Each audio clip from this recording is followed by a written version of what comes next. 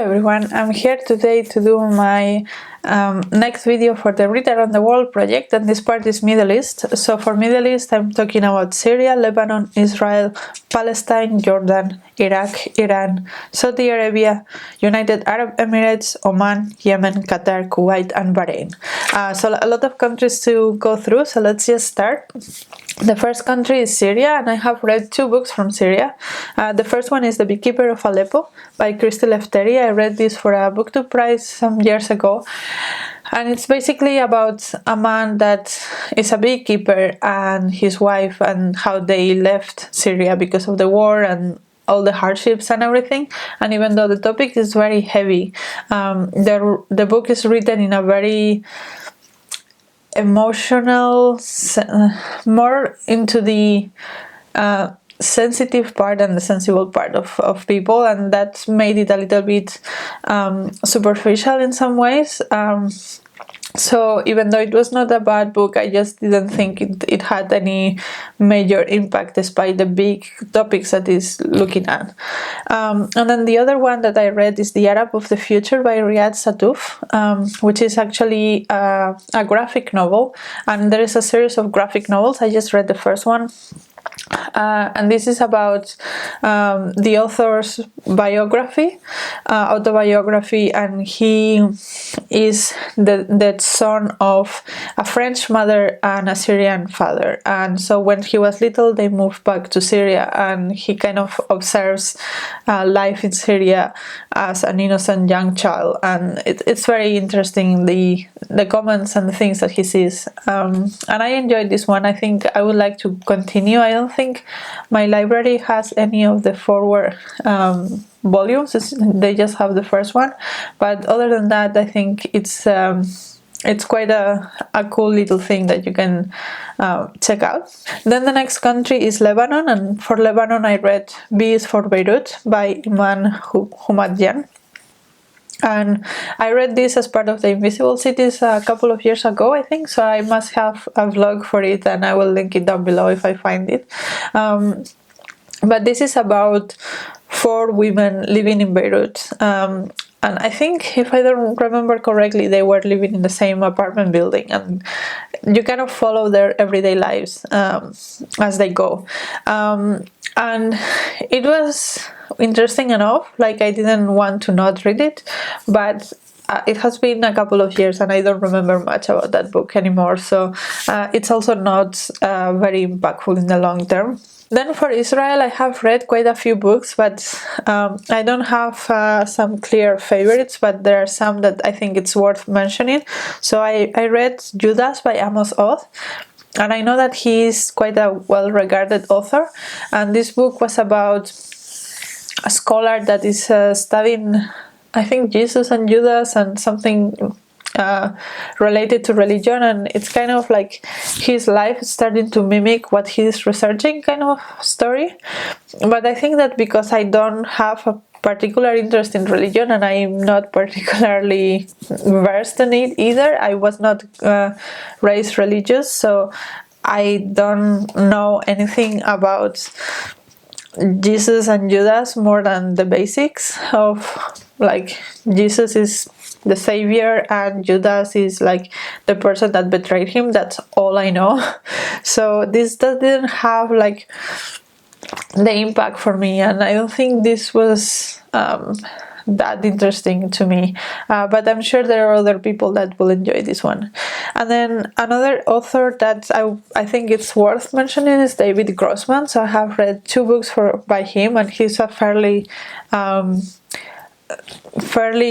recognized author. He has won the International Booker once and has been nominated the second time, and I have read both of those books. So I read A Horse Walks into a Bar, and I absolutely hated it. I found it very offensive, so I didn't want to read the other one, but then it was shortlisted for the International Booker, and I said, okay, my library has it, let's give a second chance. And I have a review for that one, but that one was better, but it was still not great. That one is about a woman and his, I think it was daughter or granddaughter or both, and that woman made some choices regarding her husband and her daughter at some point around where the Nazis were around. And yeah, the daughter didn't really agree with that, and so they are kind of trying to reconcile. At some point the granddaughter is trying to reconcile them, and it's kind of like the family story. And as far as I know, it's based on a true story, and I think the story itself was interesting, but I think that the structure was not working like the author was pretending it to be. So yeah, I don't particularly like David Grossman. There are some books for him that are better than others, but that doesn't mean I enjoyed any of them. But I guess it's for someone, because it is a very celebrated author. Then for Palestine, I have read a few books as well, but the ones I want to highlight, the first one is Minor Detail by Adina Sibley, which was also part of the International Book Fair, I think last year or the year before. It's a very short book. I have a review for it as well. And it's divided in two parts. The first part is about a young girl in the desert that was found by Israeli soldiers in the 50s, I think, and she was not treated well, to say the least. And then the other timeline is kind of modern timeline, and it's about this woman that finds out about the girl in the desert and kind of becomes obsessed with her, and there are like parallels in the lives, and it shows how tough it was back then, but also how tough it is now in Palestine and Israel. And I thought it was really well done, and I think it was really, really smart and very immersive, so definitely recommend. And the other one that I want to mention is The Parisian by Isabella, which is a less literary book, I think, but still very well written, about a man that was living in Paris and from Palestinian origins and comes back, and kind of what happens when he goes back. And I also enjoyed that one, so I thought I would mention it. Then for Jordan, I read The Cry of the Dove by Fadia Faquir, and this was about a woman that was, I think, Bedouin, and she got pregnant when she was very young, so her mother kind of kicked her out, and they wanted to kill her because of honor and things like that. So she ended up flying to the UK and kind of building a life from nothing. Like, she didn't speak English, she didn't have any education, and she kind of has to work out how to live, how to get an apartment, how to find a job, all those kind of things. And I found it really interesting, and I really like the characters. Maybe the structure didn't always work for me, but I think the characters were very vivid. And it's also interesting because when she arrives to the UK, she doesn't speak any English, so you could see throughout the novel how the English was improving as she was improving her English, and I thought it did some interesting things, and I enjoyed that. It reminded me a little bit about the book I read for Mauritania, which is on the other side of the continent, so like very opposite sides of the Sahara, but still kind of like the same culture, this nomad culture in the Sahara. Yeah, I think I would like to read something more from Fadia Faquir, because I really enjoyed this one, but I think that maybe a different story, more rooted in Jordan, will be nicer to read. Then for Iraq, I again have read a couple of things. So I read Frankenstein in Baghdad by Ahmed Saadawi, which was fine. I think a lot of people like it, and I see why. It didn't particularly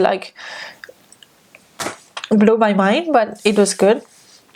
Then I read Iraq 100 Plus, which is an anthology of short stories, like sci-fi short stories, based on Iraq, and It was hard to read because not all of them are like super well written, and a lot of them are just about the trauma of war, and the authors don't seem to be able to go past the trauma, so it's a lot. So I don't know if I'd recommend that, but it's something that you can try. There was one story that was very impactful, and I think I have a video talking about this book as well, but yeah, overall not all the stories were the most interesting.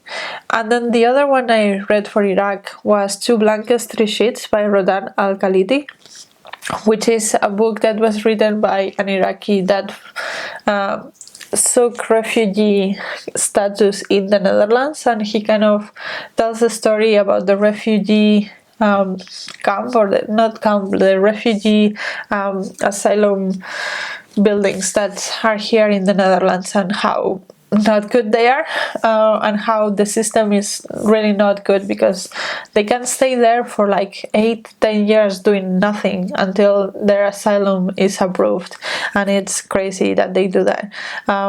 So I think it's valuable for that part of it.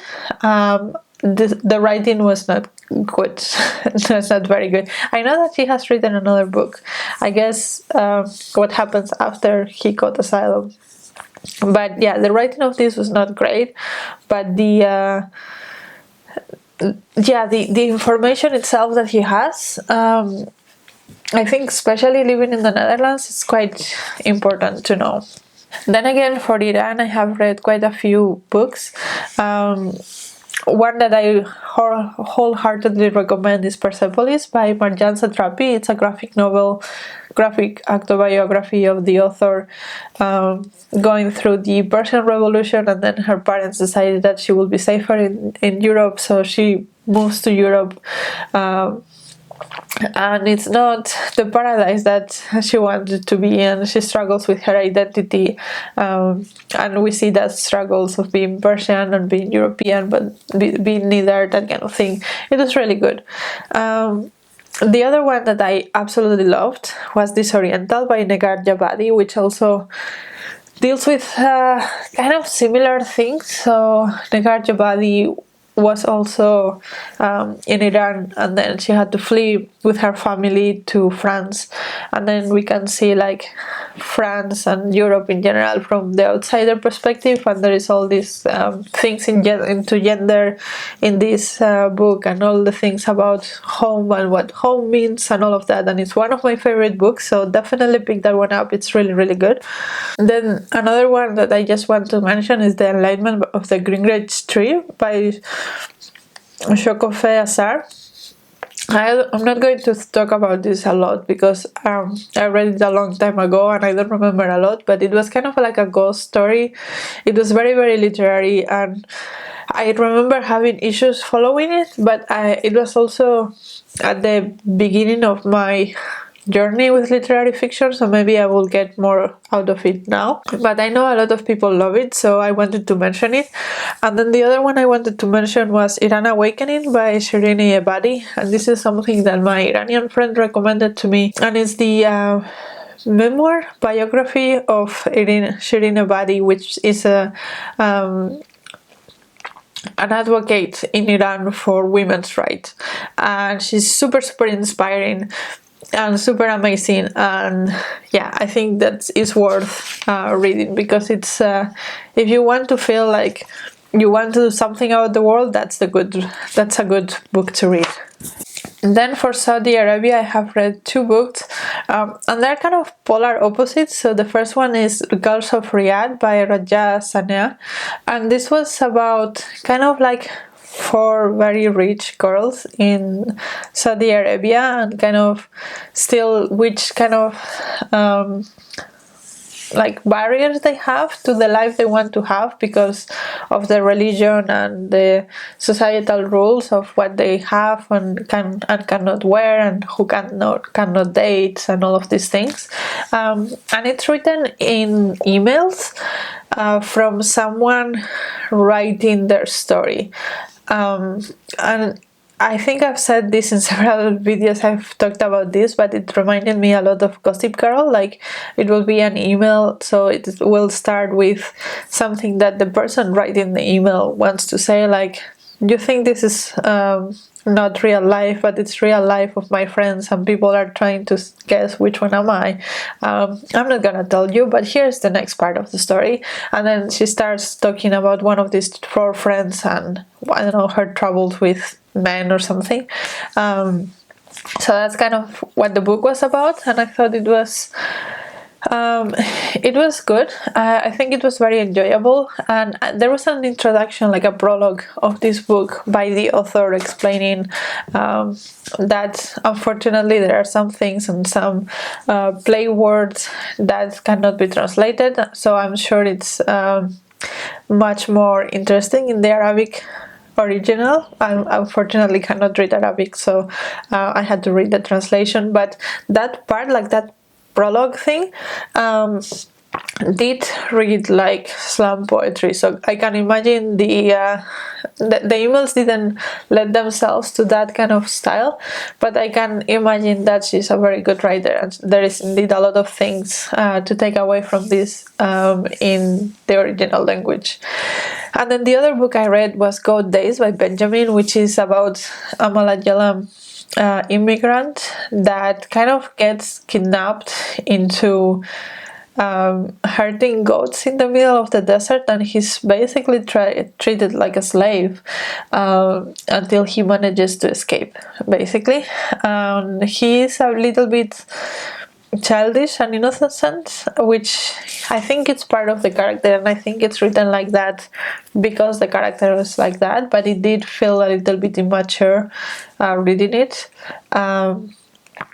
But yeah, the story is the polar opposite to the rich girls in Riyadh, right?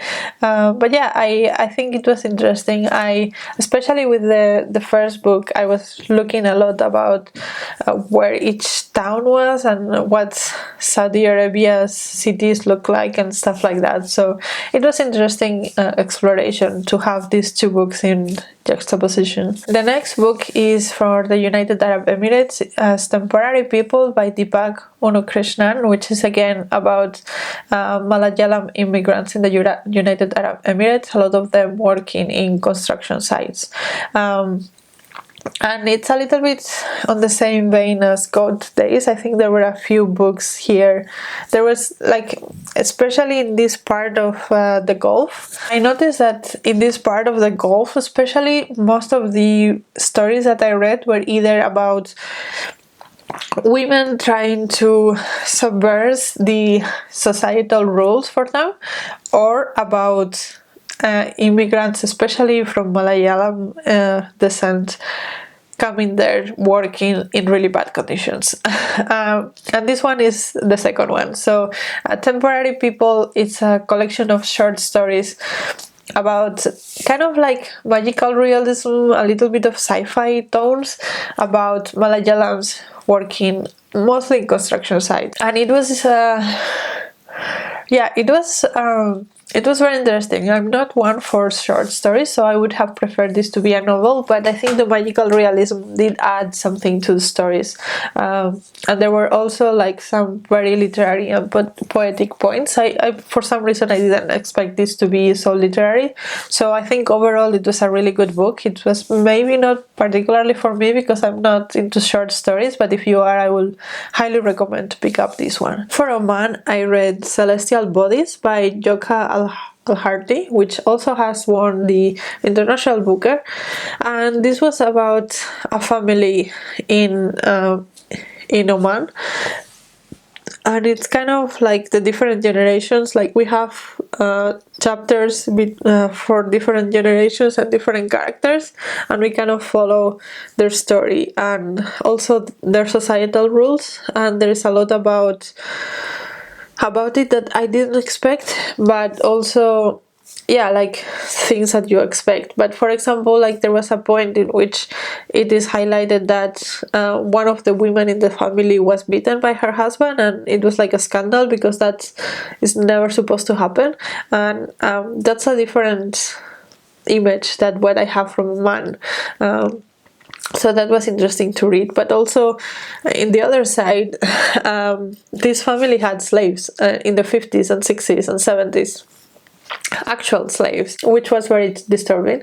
So yeah, there were quite a few things that were interesting about this. I think as a book, I would have liked to either have less characters or have more space, and like the timeline jump back and forth, and I think a more linear timeline would have made the story more appealing.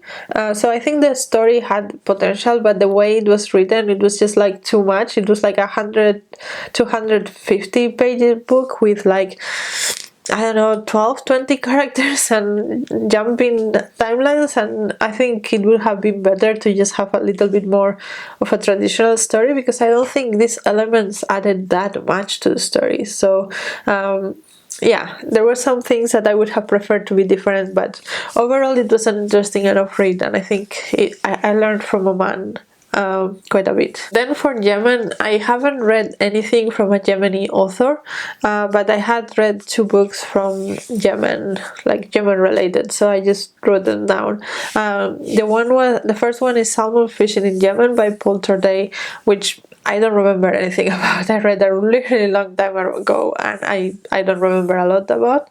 And the other one is The Monk of Mocha by Dave Eggers, which was about coffee plantations, because Yemen is very close to Ethiopia, so you can imagine if Ethiopia has good coffee, Yemen will also principle have good coffee, and there's a lot of traditions as well. So it was a non-fiction about that kind of thing, and I found it very interesting. So yeah, I would recommend that one. Maybe not as a Yemeni author, but if you have any recommendations, I would love to know. For Qatar, I read Masters of the Pearl by Michael Quentin Morton. So again, not a Qatari author, but it was really difficult to find anything from some of these countries, and I have actually a review for this one, so I will link it down below. And I think this one, so it's a non-fiction about Qatar basically, and it focuses quite a bit in the last, I don't know, 100 years or something, 50 years.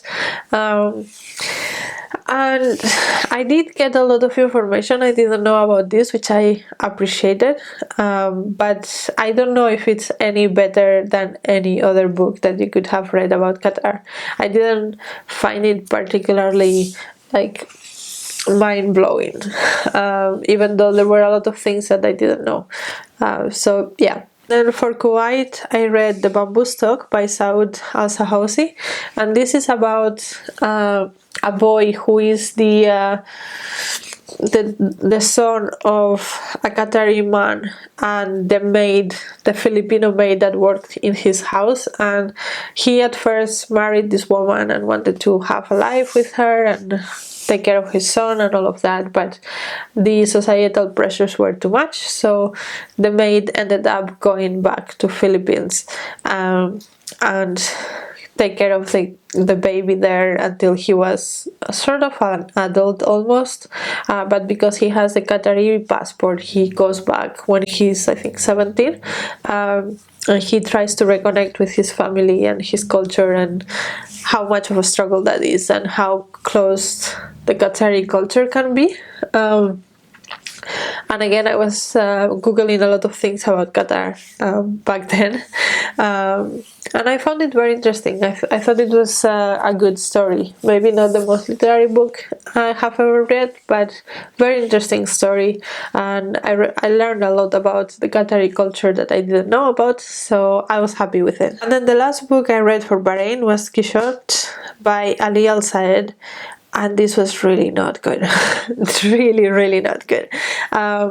So basically this book was kind of like someone trying to write a copy of some kind of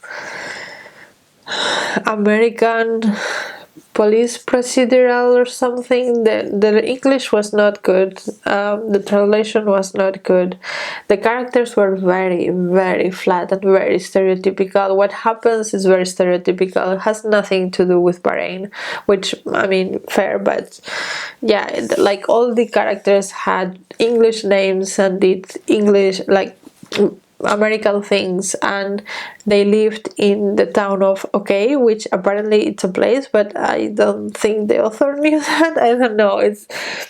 Everything was like so cliche and so bad. The story was so predictable, but at the same time it was so badly written that you couldn't follow the story even though you know where the story was going, and it was just like, it was not good. If anyone has any other recommendations for Bahrain, I will be happy to take them, because this was not good. But yeah, those are all the books that I read for the Middle East. I hope you liked this video. Let me know if you have any more recommendations, if you're planning to read any of these books, and until next video, bye!